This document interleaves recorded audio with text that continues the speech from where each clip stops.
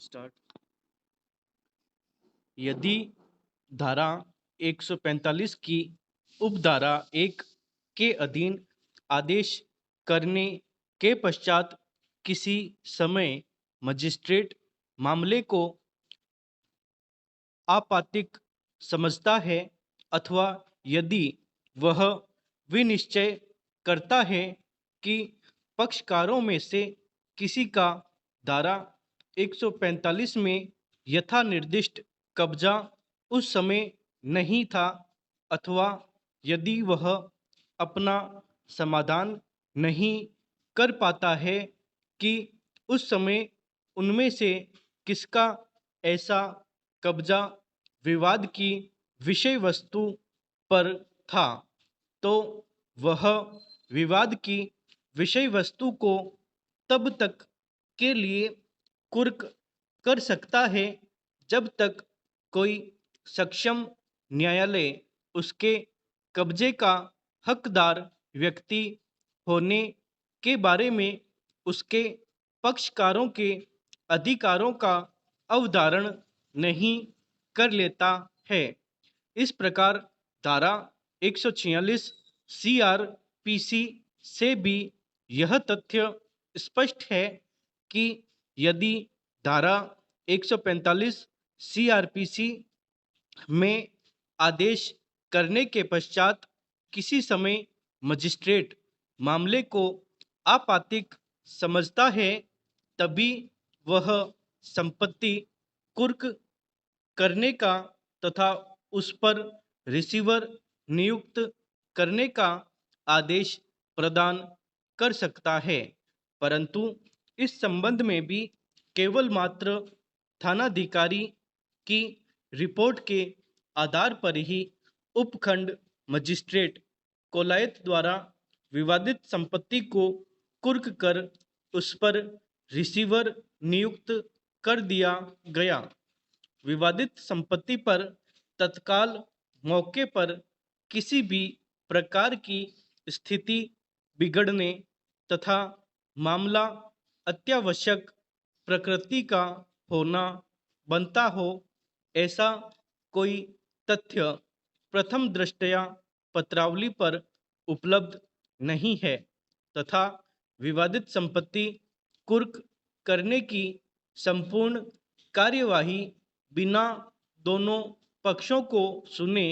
तथा बिना दोनों पक्षों को किसी भी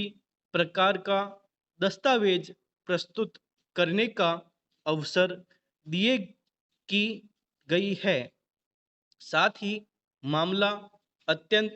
गंभीर प्रकृति व अत्यावश्यक प्रकृति का हो, ऐसा भी प्रकरण में मौजूद दस्तावेजों व जांच रिपोर्ट से प्रथम दृष्टया प्रकट नहीं होता है। अतः पत्रावली का समग्र रूप से अवलोकन करने से विचारण न्यायालय के समक्ष प्रस्तुत हुई समस्त साक्ष्य पर विचारोपरांत विद्वान विचारण न्यायालय का विवादित संपत्ति को कुर्क किए जाने बाबत जो निगरानीधीन आलोच्य आदेश पारित किया गया है, वह अपास्त किए जाने योग्य पाया जाता है। अतः निगरानीकर्तागण की ओर से प्रस्तुत यह निगरानी याचिका स्वीकार की जाती है एवं विद्वान विचारण न्यायालय के आलोच्य आदेश दिनांकित 10/7/2017 को अपास्त किया जाता है। इस आदेश की प्रति के साथ विचारण न्यायालय का रिकॉर्ड अविलंब लौटाया जावे। निगरानीकर्तागण की ओर से हस्तगत पुनरीक्षण याचिका विद्वान अधीनस्थ न्यायालय द्वारा पारित आक्षेपित आदेश दिनांक 30/9/2019 से व्यथित होकर प्रस्तुत की गई है। जिस आदेश से विद्वान अधीनस्थ न्यायालय ने गैर निगरानीकर्ता संख्या 3 की ओर से प्रस्तुत धारा 145, 146 दंड प्रक्रिया संहिता के प्रार्थना पत्र को